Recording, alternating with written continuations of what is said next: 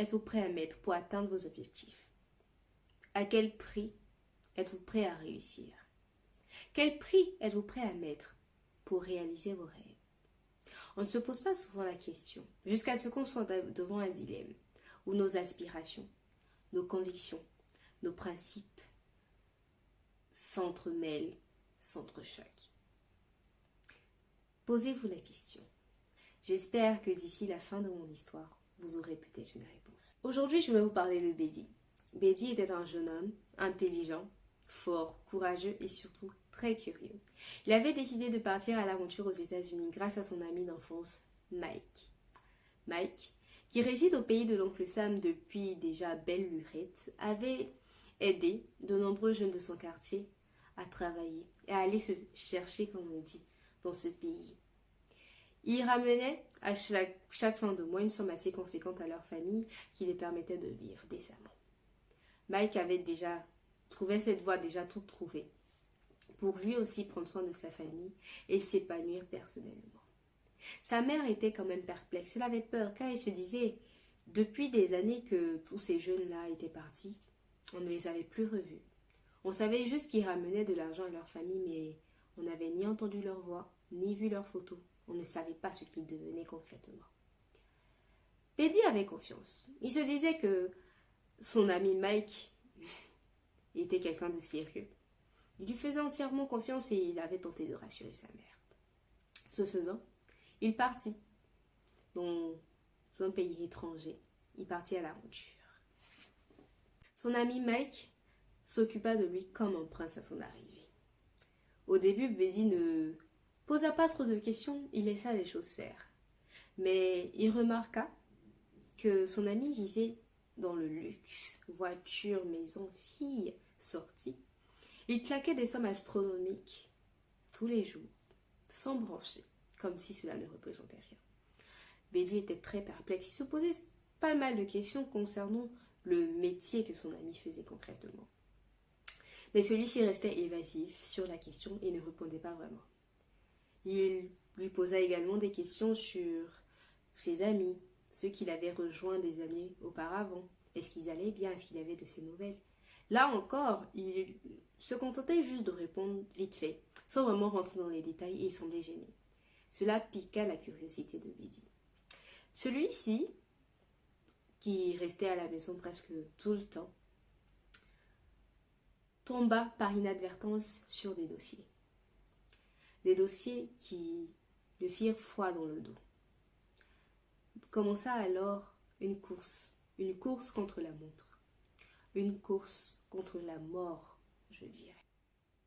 Qu'est-ce que Bédi avait trouvé dans ces documents? Qu'est-ce qu'il avait vu?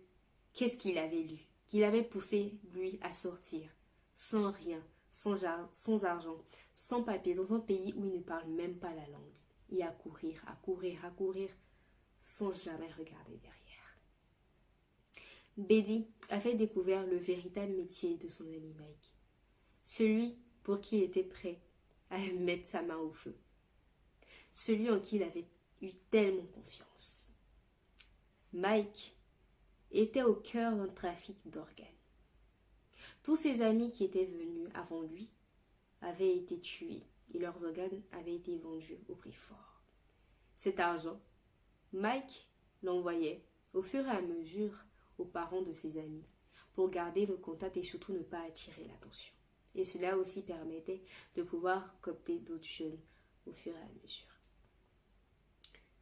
Arrivé à la maison, Mike se rendit très vite compte que son ami avait disparu. Et il tomba sur les dossiers éparpillés un peu dans la maison. Et là, il n'avait plus droit à l'erreur. Il devait attraper Bédi, vivant ou mort. Il avait accueilli les bras ouverts, l'avait promis richesse, pouvoir et plein d'autres choses. Mais lui, Bédi, avait osé fouiller là où il ne fallait pas. Il avait dépassé les bornes. Et là, il fallait qu'il fasse quelque chose.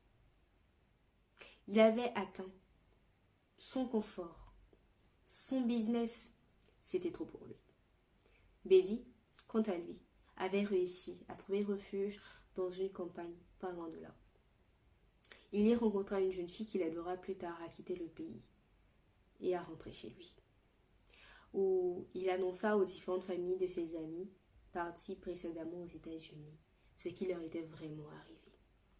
Il leur parla de ce que Mike avait fait et que tout cet argent qu'ils recevaient était le fruit de la vente des organes de leurs enfants. Mike en qui ils avaient eu confiance, Mike qui était si adulé. Tous les parents voulaient que leurs enfants soient comme lui. Et c'est celui-là qui leur avait fait ça. Bézi devint un ambassadeur dans son quartier auprès de ces jeunes-là qui croyaient fermement que l'Eldorado était l'endroit où on pouvait réussir. Aller à l'étranger, se jeter dans une aventure était la seule voie de réussite. Et vous, à quel prix êtes-vous prêt à réussir? Êtes-vous comme Mike? Tous les moyens sont bons, seule la finalité compte. Ou comme Bézi? Rien ne sert de troquer ses principes, de troquer sa vie pour réussir. Et vous, qu'en pensez-vous?